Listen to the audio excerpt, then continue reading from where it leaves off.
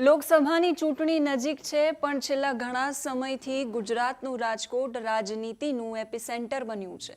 ક્ષત્રિયો versus રૂપાલાનો વિવાદ જે હજુ સુધી શમ્યો નથી અને હવે આ વોરની અંદર શું પરિણામ આવશે એ જોવું ખૂબ મહત્વપૂર્ણ રહેશે. રૂપાલા ગઈકાલે જ હજુ દિલ્હીથી પરત આવ્યા છે અને અમદાવાદમાં રૂપાલાના નિવાસસ્થાને ભારતીય જનતા પાર્ટીના મોવડીઓની બંધ બારણે બેઠક હતી.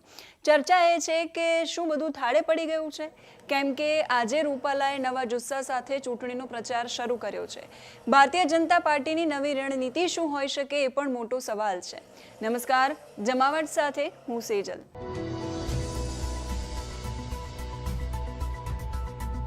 સવાલ એ છે કે ભારતીય જનતા પાર્ટીના દિગ્ગજોએ કહ્યું હતું કે રૂપાલાને રાજકોટ બેઠક પરથી હટાવવાની કોઈ જરૂરિયાત નથી.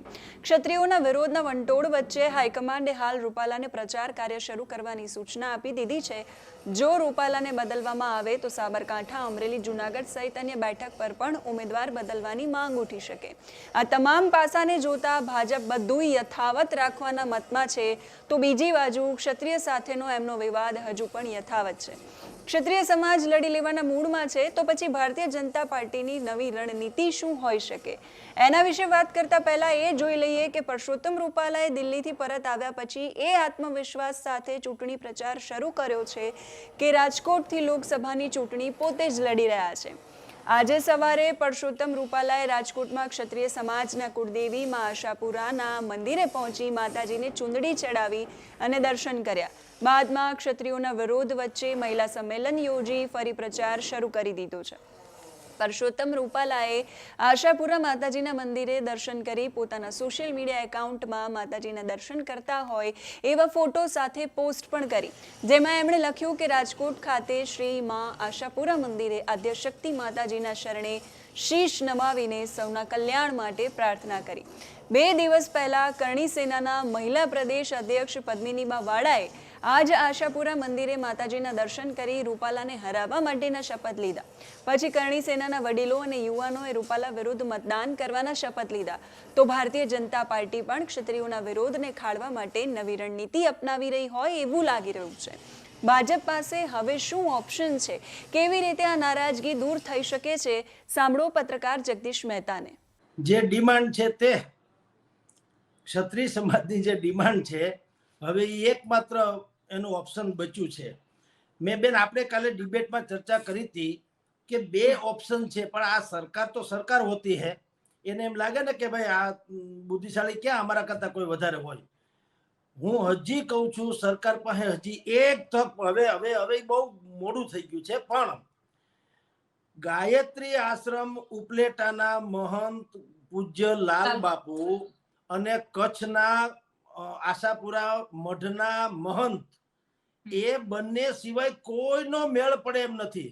અને એમાં એક ફોર્મ્યુલા એક અલગ રજૂ કરવી પડે એમ છે. ફોર્મ્યુલા એટલે એમ નહીં કે તમે અમને માફ કરજો પરસોત્તમભાઈ તો રહેશે જ, એમ તો કોઈ હાલે નહીં. ફોર્મ્યુલા એવી હતી કે એ લોકો સંત મૂર્તિઓ ક્ષત્રિય સમાજને એમ સમજાવે કે 2024ની ચૂંટણી એ ક્ષત્રિય વર્સિસ ભાજપ નથી, રૂપાલા વર્સિસ ક્ષત્રિય સમાજ નથી, ભારત અને કોંગ્રેસ વર્સિસ ભાજપ નથી. આ વિશ્વની કેટલીક શક્તિઓ, હું ઇન્વર્ટેડ કોમામાં કહું છું, જે શક્તિઓનો હમણાં રાહુલ ગાંધી અને નરેન્દ્ર મોદીમાં ભારે ડખો થયેલો, તે કે કેટલીક એવી શક્તિઓ છે જે ભારતને મહાસત્તા બનતી અટકાવવા જોવે છે, જે લોકો ભારતને નીચું પાડવા માંગે છે, જે લોકો ભારતમાં અરાજકતા સર્જવા માંગે છે, એની સામે એકમાત્ર અડીખમ લડત સનાતન અગર કોઈ આપી રહ્યા હોય તો નરેન્દ્ર મોદી છે.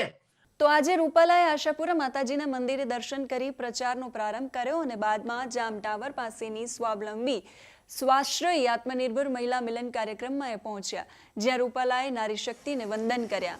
આ દરમિયાન એમણે મહિલાઓ સાથે જમીન પર બેસીને ભોજન કર્યું, જેનાથી રૂપાલાની નવી જ રાજનીતિ જોવા મળી રહી છે.